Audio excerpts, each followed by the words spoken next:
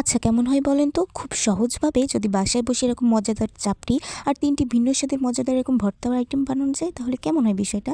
তো চলেন রেসিপিটা শুরু থেকে শুরু করা যাক। ফার্স্টে আমি এখানে ভর্তা বানিয়ে নিচ্ছিলাম। এটা হচ্ছে চাপা শুটকি ভর্তা।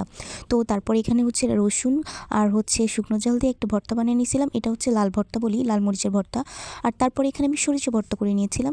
এটা হচ্ছে সরিষা, লবণ আর হচ্ছে কাঁচা ঝাল দিয়ে। ভর্তার এই আইটেমগুলো আমি কিন্তু ডিটেলসে বললাম না, কারণ ভর্তা আমরা কম বেশি নিজের মতো করে বানাতেই পারি।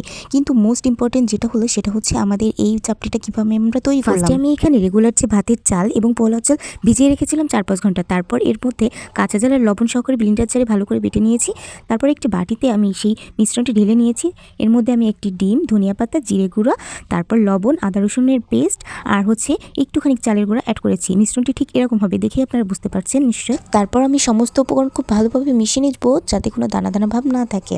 তারপর একটু ফ্রাই প্যানে বা এরকম প্যানটা গরম করে এর মধ্যে একটু তেলটা ব্রাশ করে নেবেন। তারপর হচ্ছে এক চামচ করে এইভাবে হচ্ছে পিঠাটা ঘুরিয়ে ঘুরিয়ে দিলেই আপনাদের এরকম সুন্দর চাপড়ি পিঠা হয়ে যাবে। আসলে জাস্ট অসাধারণ হয় খেতে। আপনারা একবার এভাবে ট্রাই করে দেখবেন, আশা করি নিরাশ হবেন না, খুবই ভালো লাগবে। আর ভর্তার আইটেমটা আমি ডিটেলসে দেখালাম না, কারণ ভর্তার আইটেম যার যার ইচ্ছা মতো সে করে নিতে পারে, এটার কোনো হচ্ছে বাধ্যবাধকতা নাই। আসলেই অসম্ভব মজা হয়েছিল পিঠাটি। আর শীতের সময় এরকম পিঠা খেতে ভীষণই ভালো লাগে। আমার এই রেসিপিটি একটু ফলো করে যদি একবার বানান তাহলে অবশ্যই আমাকে কমেন্ট করে জানাবেন। আর ভালো লাগলে লাইক কমেন্ট শেয়ার করতে ভুলবেন না।